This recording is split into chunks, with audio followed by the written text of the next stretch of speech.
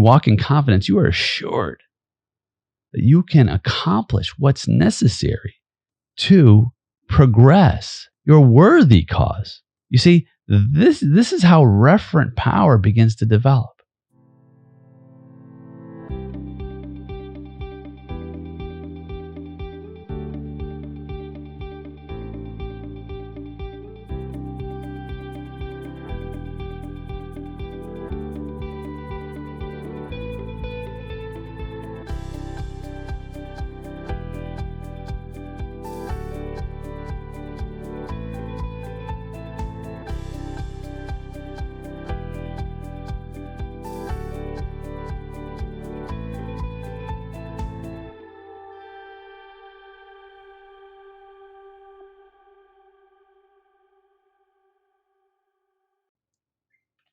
Hello, my friend, and welcome to this Friday episode of A Call to Leadership. I'm Dr. Nate Saul, your host.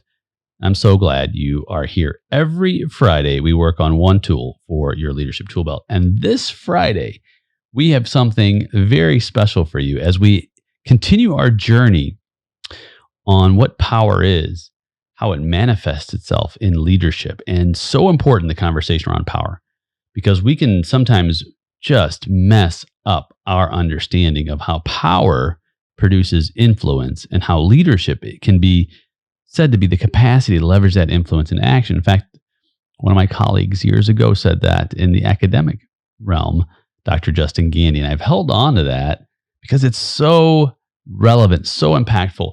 What a way to describe how we understand leadership from the power perspective. And if you haven't listened to the first several episodes, 4 of them so far, on this series on power, I suggest you go back and listen. You don't have to do it right away. You can listen to this episode first, because we're talking about one area of power today that I find to be one of the most effective forms of power, but it's one of the most difficult forms of power to cultivate. And it's based around the affability of a person, the likability, the admiration. It's called referent power. And it's an interesting word, referent, right? What does that mean, referent? Well, the thing about referent power is this. It's not something that you can just wield as you would the power of punishment. It's not so easy as the power of reward. Of course, expertise takes time to cultivate, yes. But this expertise can be one specific area that you cultivate year after year after year. The power of affability, or the power of modeling, as well, we'd like to say that the power of your ability for people to be attracted to you, to want to emulate your behavior, to want to follow you because of who you are on the inside, your character, your ethos, because they believe in you, because your inspiration brings them to a new place, a place where they have a desire to achieve far greater than they ever thought possible without you. You see, my friend, that's why referent power is not the easiest power base, right? But when we develop a power of the referent, or the power of affability, the power where people truly respect and desire to want to be like us, that is a power base that has far-reaching implications. I'll tell you a story on how this manifests itself personally, and we'll talk a little bit about it from a general sense, a business sense, and economic and political. When I was 16 years old, I was the kind of person who I was very rebellious, let's just say. I hated authority. I was a hardhead to my own detriment, really. I had a chip on my shoulder, and no one could ever tell me what to do. And my mom, God bless her, she tried and tried. I was trouble. And when I was 16 years old, I said, Mom, I'm moving out. I'm going to live with my buddy Derek, because my buddy Derek, I don't know if you had this when you were growing up, but Seems like many people have a buddy who's got the party house. My buddy Derek had the party house. And so you'd go over there, you'd play spades. Back in the day, we played spades a lot. I thought I was pretty good at it. And I did cheat. Let's just call it out. And so most of the guys, I was only 16. Most of the guys, they were drinking, getting high. Now, I didn't drink and I didn't smoke. I stayed away from that stuff because I just was disciplined enough to know that this is just junk and it was going to end up. I saw my friends do just really dumb stuff. And I was doing already enough dumb stuff. I didn't need any more help. So I didn't do any of that, but I played cards. I hung out with the guys and I thought, I'm leaving. I'm moving out. And my mom thought I was serious about it. And I didn't even know if I could legally at that point. Maybe I couldn't, but she didn't know either. So my cousin comes over, who was 5 years older than me, still is, and starts talking to me about the future. He says, cousin, man, I don't know if you should do this because you may have better opportunity later if you don't. In fact, just hold out until you're 18 and we can get a place together. Hold out a couple more years. I'll move in with you. And as much as no one could convince me to go a different route than the route I wanted, I had such admiration for my cousin. I wanted to model him. I thought his life, his trajectory, his demeanor, his ethos, his behavior, his trustworthiness was admirable. And I believed him. And it influenced me to stop that trajectory because of his affability, because of his referent power, because he had empathy for my situation. He knew that I was in a very tough spot. He cared to step and stand in the gap and to take a risk on me, friend, make a sacrifice for me because, man, I probably wasn't going to be the best roommate, but he did that because he cared. And I responded in kind because I knew he cared and I knew that he had my best for his desired goal in this endeavor. So what did I do? I shelved it. Now in hindsight, man, it was probably one of the best decisions I could have ever made. I love my buddy Derek. We lost touch a long time ago, but so many difficult, poor decisions were made in that apartment. You ever been around people to where you're like, oof, if I hang around these people in this context for long enough, I'm going to be in serious trouble. This is not going to go well. That happened. There were fights. There were gunfights, blood on all the walls. I mean, it was just a bad place to be. And the only way to really deal with that wasn't going to be someone's expertise, wasn't me punishment power because I was 16. I would have just run away. It wasn't reward because there was no real reward that was going to satisfy me enough to deal with a lot of the pain and heartache that I was dealing with in that environment. There was no legitimate power. The power of my mom's authority was irrelevant. It took someone who cared deeply for me, who I respected tremendously to do that. Now, did he make good on his promise? Indeed, he did, because people with referent power, people who you desire to model because they are trustworthy, follow through. They follow through. And these are some of the hallmarks. These are some of the ways that we understand how to cultivate this power base. Starts with integrity. Do I have integrity? Am I whole? You've heard me talk about this on the show before. If you've listened in, it's a foundation. Do I care? Do I have empathy? You've heard me talk about servant leadership. You've heard me talk about empathy. Do I have a desired care for the individuals who I am called to lead? Do I have vision for a shared future that's better than the current one? Have I shared that vision? Can I articulate it in ways that are compelling? Do I inspire? Those are questions we have to ask as we develop the referent power. Now, you might say, Nate, some of those things I have cultivated, yes. Some of those things I still have room to grow. That's okay. Because the deal with referent power is that it's not conferred. You can't give it away. It's even difficult to teach. As I share this with you, it's difficult to teach because sometimes saying things, and you may have heard this, things are better caught than taught. What that means in this context is that you must be around people who you desire to emulate, who have referent power, whether it's from afar, through a podcast, through a television show. There was a television show I used to watch years ago called Highway to Heaven. Michael Landon, he's passed away now.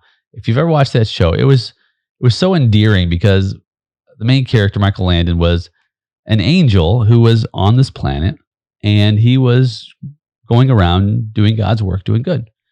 And I thought, man, I love that character because he was so not me. He was calm.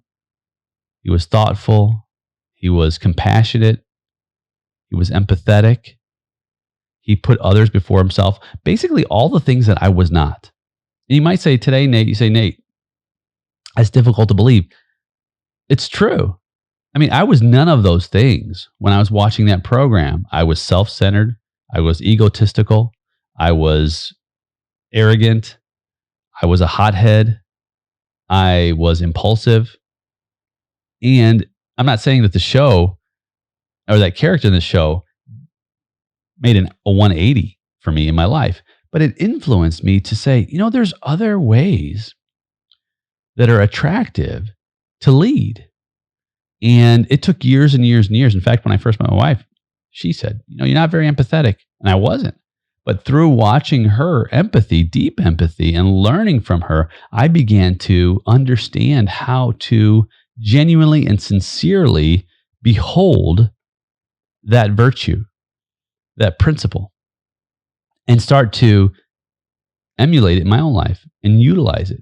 You see, friends, sometimes it just takes time to develop affability, to develop the kind of attraction that's based on someone's true desire to model you because of your own ability to push progress forward through care,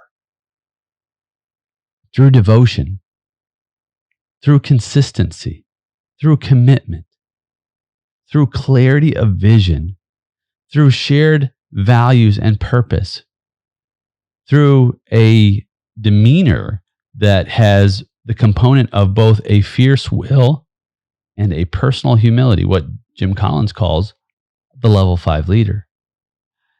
With meekness, not weakness, but meekness. What is meekness? Meekness is power under control. It means that you're not threatened. You're undaunted. When things don't threaten you anymore, you don't have to wield your sword. You simply act in a way that is confident and not arrogant. Because confidence is an assurance. Arrogance is an inflated sense of one's own importance. Much different. So when you walk in confidence, you are assured that you can accomplish what's necessary to progress your cause, your worthy cause. You see, this is how referent power begins to develop. So if you have not yet explored this power base, recognize this. It takes patience. It takes time. And there are days where perhaps my referent power is not as strong as other days. That's okay. Some days I need a reminder, man. Some days I get pushed. I was at the DMV just recently, just hearing the DMV, the Department of Motor Vehicles. And man, what a day. I had forgotten some paperwork. The clerk was clearly not happy about me having to register 5 cars all at once on a Friday. And I came back with the paperwork the clerk said, just come see me. Clerk disappears after seeing someone else. Doesn't even acknowledge me. Disappears in the back, sees me there. I'm waiting. And I'm like, my frustration level is rising because like my day is just dissipating, right? Highly inefficient day. And it's a test. I'm being tested. I ask, I was like, God, okay, I guess you're testing my patience and my kindness today. And two aspects, by the way, that are important in referent power. And so I went back, I took a ticket, and I thought, if I see a different person, then I will be happy. So another person had an empty line. They were getting ready to call my number. And lo and behold, the clerk who I was having an issue with comes out and calls my number. So what do? Compose myself. You know what? Maybe this guy's having a bad day. Maybe he is looking at like, you came in, you didn't have all your paperwork. You perhaps are not kind to me. Maybe you're frustrated too. I had to look at myself. So I went up to the counter. I was kind. Gave him all the paperwork. We were amicable. And I thanked him. I didn't have an attitude. He took care of everything for me diligently, appropriately. And I'm thankful for that. You see, my friend, some days our power base will be tested. Whether or not we can effectively influence. There was one of my documents that wasn't exactly right. He actually went out of his way to reprint the document for me. Had I not exhibited some aspect of affability, it's quite likely he would have just sent me away and said, you don't have the right paperwork. Come back another day. As we progress as leaders, it's so important to recognize how we interact with others, how they view us. Our self-regulation and our self-awareness are essential to how we understand how to compel people, if you will, to want to join us in a shared purpose, not from the position of punishment, not from the position of reward, not from the position of our title, not as an expert in the field. Those are all important social bases of power. However, the referent power, the one that develops through how people see you as a person of genuine and sincere desire to see the best for me and in me. And you're willing to take those steps, just like my cousin did. How many moons ago, right? 34 years ago, I remembered it like it's today. And I'm still thankful. And I learned from him. So today, who is it that you can learn from? Who in your camp possesses this kind of power that they translate into influence through leadership? Perhaps it's someone who you've seen. I talk a lot about different people on this program. Martin Luther King Jr., of course, tremendous referent power, cared deeply to the point where he was willing to give up the most valuable thing, his own life. And he did for the cause, the worthy cause of liberty, equality, which is still being fought for. Others, you've probably, unless you live under a rock, you've probably heard of Oprah Winfrey, right? Tremendous following, deep caring for people. Lots and lots of examples and stories of how she's taking care of people around her. These are examples, just a couple, of individuals who hold deep referent power and they're able to push humanity forward in their small sphere, sometimes their larger sphere. Sometimes it's a parent. If you're a parent, sometimes it's difficult. I try so hard as a parent to stay focused, to stay intentional about developing referent power. even through the tough times, even just today. My son texted me a bunch of times about a code that was coming in, and the code came in about 6 or 7 times, different codes. And he's like, Dad, I'm sorry. I got to send this code through again. No problem. Here's the new code. I'm not going to scold you. It's okay. We can get through this. I want him to know that I'm not going to be the person who will lose his patience simply because it's inconvenient. One day I'll be old. I got to hedge my bets, right? They'll be taking care of me. And I don't want to be inconvenient for my son. I want to teach him to make sacrifices, to think of others before himself, to love well, to live well, to give well. And hopefully it'll help him to sleep well. This idea of referent power, friend, is so important, so impactful. Don't forget it. Don't just turn the podcast off and say, that's it for today. Utilize it. Begin to think of my day and how I can have that sense of vision, that sense of values, that sense of purpose and caring, empathy in the most difficult times. When you're tested, pass the test. When someone cuts you off on the highway, wave. When someone tells you you're number one on the highway, apologize. You say, Nate, that's just not me. I can't do that. Take the word can't out of your vocabulary. There's so much you can do because you're not threatened.